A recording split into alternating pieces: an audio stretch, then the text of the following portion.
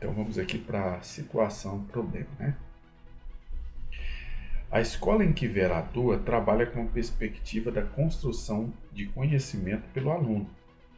Isso significa que o professor não está no centro da dinâmica da sala de aula, mas atua com intervenções junto ao grupo de alunos e individualmente, sempre que necessário. Nesta escola, a coordenação realiza constantemente o acompanhamento do trabalho dos professores e, ao se deparar com a dificuldade de Vera e de outros professores em se adequarem às teorias e concepções pedagógicas contemporâneas, a coordenadora pedagógica Regina propôs a realização de um grupo de estudos. O encontro foi agendado e, na proposta de estudo, foram contempladas reflexões que pudessem contribuir na ressignificação da prática de cada professor. Para isso, a coordenadora Regina elencou algumas temáticas, sendo elas escolhidas porque, ao estar no contato diretor com os professores no dia a dia da escola, ela percebeu que faltava alguns deles o aprofundamento em tais aspectos, o que acaba por interferir na organização das práticas pedagógicas que devem atender ao contexto da contemporaneidade. No que se refere à organização do grupo de estudos, considerando que a construção do conhecimento se dá na relação que estabelecemos com o outro, a proposta é que os professores discutam a respeito dos temas que a coordenadora selecionou. As temáticas são as seguintes: 1. Avaliação da aprendizagem.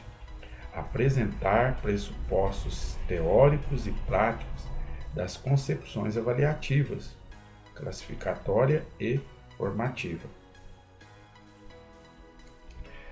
Então, olha só, pessoal, esses dois tipos de concepções avaliativas, elas são bastante exploradas, né, utilizadas, mas que com o passar do tempo, né, a gente vai ver que houve evolução dentro do ensino, do processo de aprendizagem, né? Então, o que acontece? Essa classificação aqui, ou essa concepção classificatória, é aquela concepção que se destina ao seguinte: ao ato de avaliar, na perspectiva classificatória, ela tem o quê? Ela volta-se para o aspecto disciplinador e punitivo. É um tipo de concepção que não possibilita fazer a reflexão sobre o processo de construção de conhecimento e das aprendizagens, né, dos alunos em geral.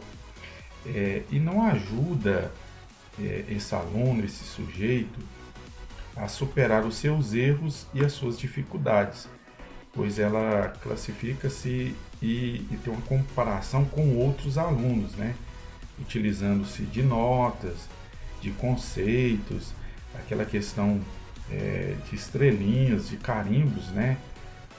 Quem é um pouco mais antigo aí vai se lembrar justamente desse tipo de concepção avaliativa classificatória, onde o aluno ali ele recebia algum tipo de selo, de marca, de carimbo, a nota dele era diferente de outros alunos. Então, o que acontece? Essa é a concepção avaliativa classificatória. Uma concepção avaliativa classificatória é uma classificação mais antiga, né, mais ultrapassada. Então, ela tem essa característica. E já a concepção avaliativa formativa, o que acontece? Ela consiste no ato, né, de avaliar tanto a trajetória de construção das aprendizagens e do conhecimento dos alunos, como também o trabalho do professor. Então, é um conjunto, né? Está avaliando aqui tanto o aluno, quanto também o trabalho do professor, porque através dessa concepção formativa é possível permitir, né, analisar de maneira frequente, né, e interativa o progresso dos alunos, né, Então não é só o aluno, é o professor também. Então, a partir dessa concepção formativa, é possível identificar o que eles aprenderam e o que ainda não aprenderam, para que venham aprender e para que reorganizem também o trabalho pedagógico da escola, né? Então, aqui de forma bem simples, né, bem tranquila, é apresentar os pressupostos teóricos, né, o que vem a ser a classificatória e o que vem a ser a concepção formativa. Então, já expliquei aqui o que vem a ser cada uma dessas classificações e vamos para o 2 aqui, ó. História da educação. Justificar a relevância de o professor conhecer como se deu a construção do percurso histórico da educação. Esse tema ele é bastante importante, porque o que acontece? Muitos alunos eles questionam, né, argumentam o porquê de estudar determinadas matérias, o porquê de estudar determinados temas, o porquê de estudar determinadas disciplinas, né? Então, o que acontece? Quando você estuda a história da educação, esse conhecimento, esse aprofundamento, ele te permite ter a capacidade, né, de fazer com que esses alunos eles raciocinem de forma a compreender o motivo e a razão de estar estudando tais disciplinas, né? O estudo da história da educação é importante devido ao seu potencial, né, formativo, fazendo que as pessoas possam compreender como que se deu o desenvolvimento do estudo da educação, como se deu o aprendizado, como se deu o resultado de chegar em determinada situação.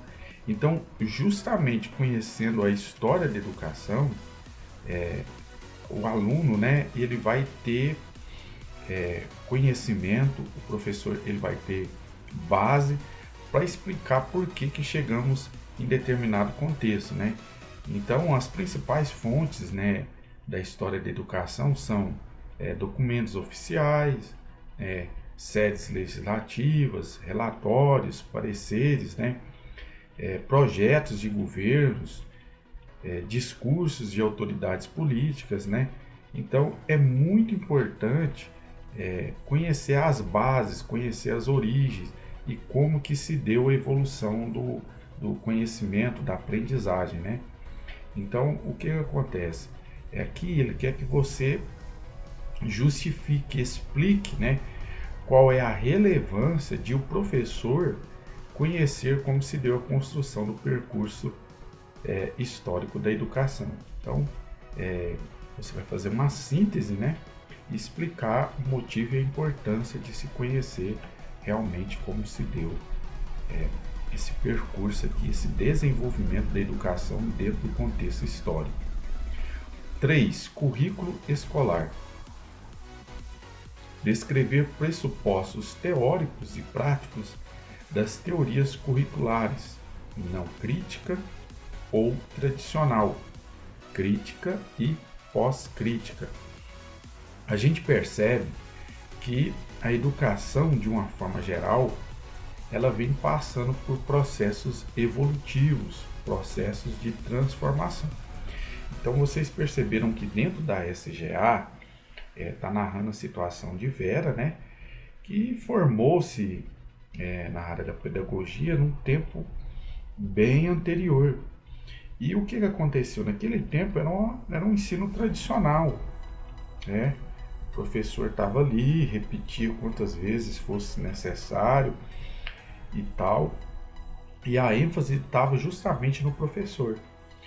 Então, ele quer que você descreva aqui, ó, os pressupostos teóricos e práticos das teorias curriculares, não crítica ou tradicional, né? Ou crítica e pós-crítica. Então, dentro dessa teoria não crítica ou tradicional, né?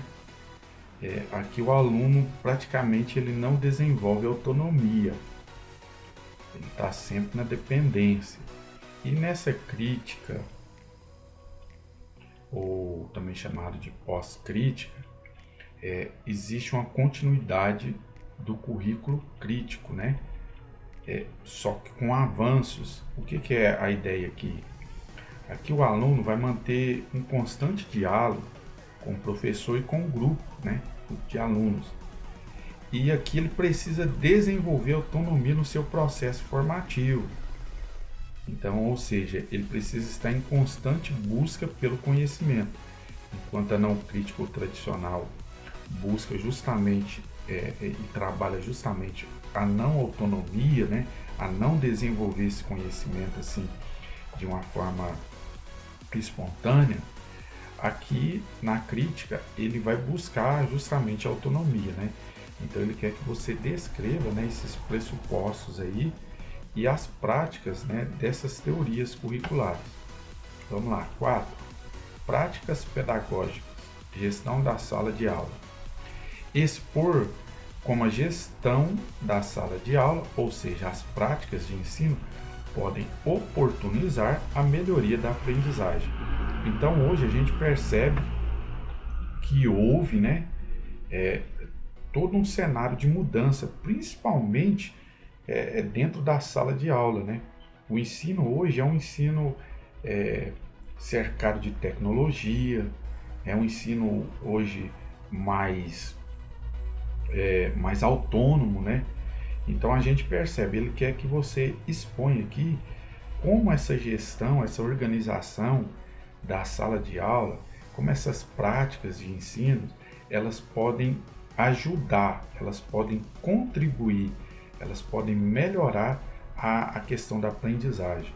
Então a gente percebe que nos tempos anteriores, a gente tinha lá uma lousa, né, onde o professor escrevia lá com o giz, né, e geralmente era o acesso através de livros, né, ou através daqueles papéis de xerox, né.